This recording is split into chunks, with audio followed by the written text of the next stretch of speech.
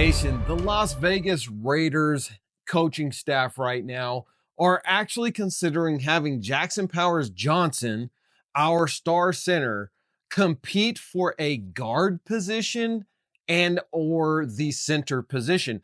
I would have thought after the departure of Antonio Pierce, who clearly did not know anything about offensive linemen and how to run them, and made the mistake of having Jackson Powers Johnson start as a guard and not as a center, which is his natural position where he is extremely dominant at, that after his departure, Pete Carroll coming in, being a guru that he is, and understanding how important the offensive line is, would understand the importance of Jackson Powers Johnson at center. But apparently, according to Vic Tafur and some comment or discussions that he's had with the teams, it appears as though Jackson Powers Johnson is going to have to compete for the job and maybe a guard instead of a center. Let's check this out. So Vic Tafur posted this on his X, that one interesting detail from our chat with John Spytek, the Raiders are looking at 4 guys competing for the 2 starting guard positions: Jackson Powers Johnson, Parham, Kappa, and Meredith. Now, this is absolutely asinine to me. It makes absolutely no sense. None of those other 3 guys even come close to Jackson Powers Johnson. So it shouldn't even be a consideration. He goes on to say, and the 3 other than Kappa will compete for the center job. And therefore, it is apparent that Jackson Powers Johnson is not the go-to center. He's not going to be the automatic center for the Las Vegas Raiders. And that, to me, just really confuses me. I don't understand the logic behind this. Jackson Powers Johnson is a good guard. He's really good at guard, no doubt about it. But Jackson Powers Johnson is a top 5 center in the NFL, and he's coming off a rookie year. So what does that tell you? It tells you that your center position should be a no-brainer. It is solidified. JPJ is your center. What are the Raiders doing? What is John Spytek even talking about here, making him have to go and compete for a guard position and compete for the center position? It should just be an automatic JPJ as the center. Therefore, now all kinds of speculation is going in that the Raiders could do something absolutely crazy. Now, before we get into this crazy thing that the Raiders could end up doing, I do want to talk to you something that is not crazy whatsoever, and it is very serious. And that is, in today's day and age, us as human beings in the West cannot survive without power. And if your power goes out and you have no way to refrigerate your food, you have no way to charge your communication devices, your computers, your laptops, your cell phones, you are in a state of emergency the way that we live in modern society. And power outages are happening all the time. And with the political instability across the world, including here at home, there is no better time to get solar right now and to have an emergency backup. And there's no better bang for the buck that you're going to get than my friends over at Vtoman Solar. They help us to power the lights that you're seeing, Vtoman Solar. The computers that I make all of these on, my cell phones are charged by Vtoman Solar. Couldn't do it without them. And so, guys, I highly recommend them. They have everything from an 1800 watt all-in-one inverter and battery all the way down to a couple hundred watts. And they have some other exciting products that I'm going to be making some videos on. So you're going to want to check those out because it is really cool. Links are down in the description, guys, and I'm going to put it in the shopping cart here as well. So now let's talk about what the Raiders could do that is going to be absolutely crazy. And this is what all the rumor mill is talking about. And that's that the Raiders pass on a keystone player like Ashton Genty or even a wide receiver like Tet McMillan, and they could go offensive line. Now listen, as far as the offensive line goes this year, it is nowhere near stacked as it was last year. And there's really only one name at offensive line that, in my opinion, deserves to go in the first round. However, to pick him at pick number 6 to me just doesn't make a lot of sense. I know we still need help there. We don't have key players there, but the Raiders could do something crazy like drafting Armond Membou, who is a fantastic right tackle. And to me, we're going to get into some of the pros and cons of Armond. He is a very good football player, a little bit undersized, and the dude gave up no sacks last year. So there's that with him. But why would the Raiders go and draft a right tackle when DJ Glaze, the Glazinator, came on as a rookie and basically took over that right tackle starting position? He earned it. He worked his tail off. And if he takes another step forward in his career this season, the dude is going to be a Pro Bowl right tackle. So why are we even discussing having a draft at pick number 6 of another right tackle, especially a guy who is a bit undersized?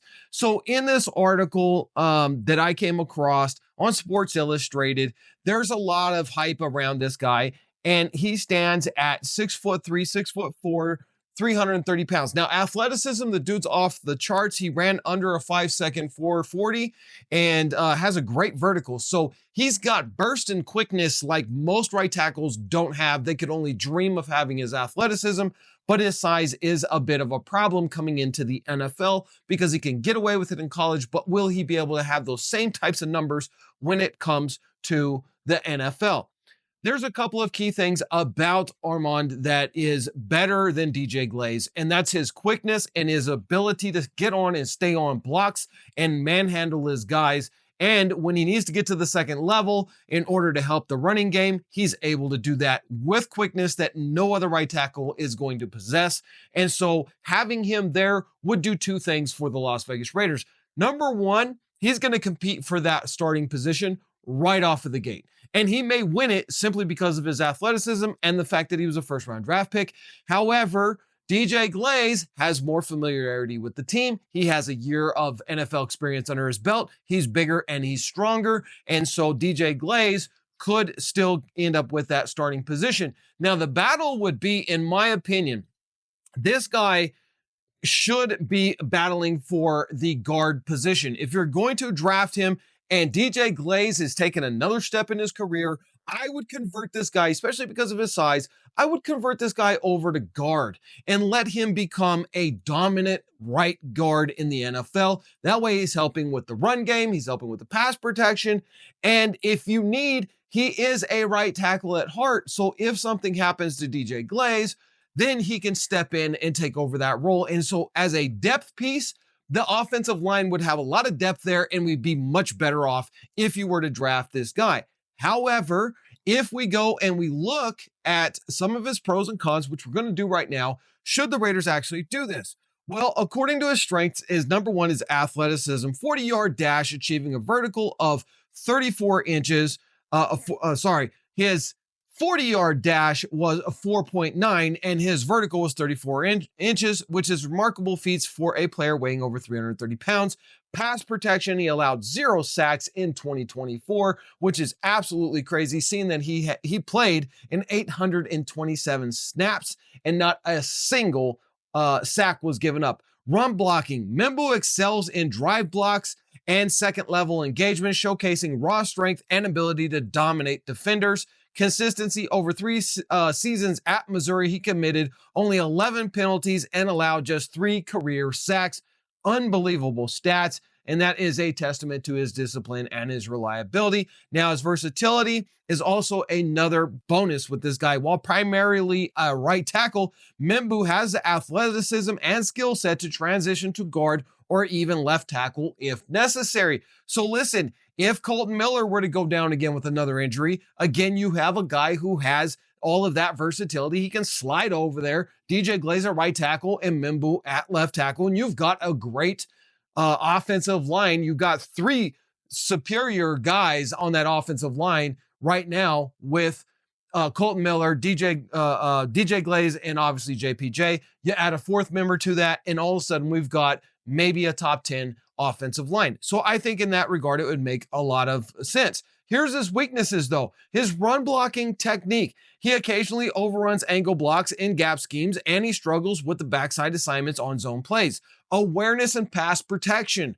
This can be a little bit of a problem, especially when you get to that next level. Membou has shown difficulties recognizing stunts and secondary blitzers, which could be exploited by NFL defenses. That's a no-go. Motor consistency. Early in games, his effort sometimes wanes before the whistle, though this did improve in his later season of 2024.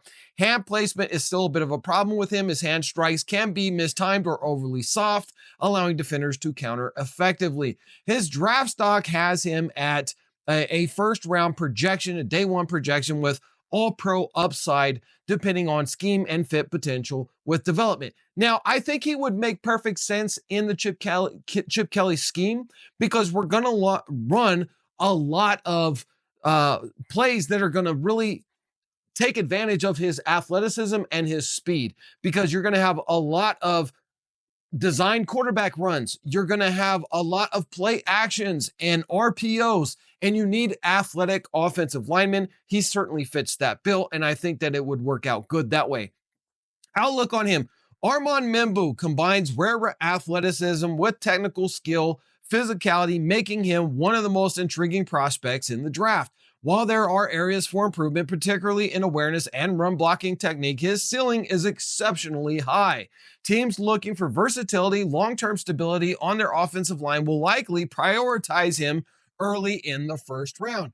Now, this would make perfect sense simply because of the fact that in this draft, it is loaded with running backs. And so outside of Ashton Jeanty, who is a lock to be taken in the first round, you're going to have running backs in the second round. You're going to have a Henderson in the second round. You're going to have a Hampton in the second round. You're going to have Judkins in the second round. And the Raiders have a high second round draft pick. So for me, I think it would make sense in that regard to go offensive lineman. However, you could also go offensive lineman, particularly at the guard position in the second and third round, which would make more sense if you don't want to miss out on a generational running back like Ashton Jeanty. Guys, drop your comments down below. Let me know how you guys are feeling about how the Raiders are going to address the draft this year and how we're looking so far. And I will respond to as many of them as I can. And at the end, make sure you have hit that subscribe button and the like button. And I'll see you guys in the next Raiders video.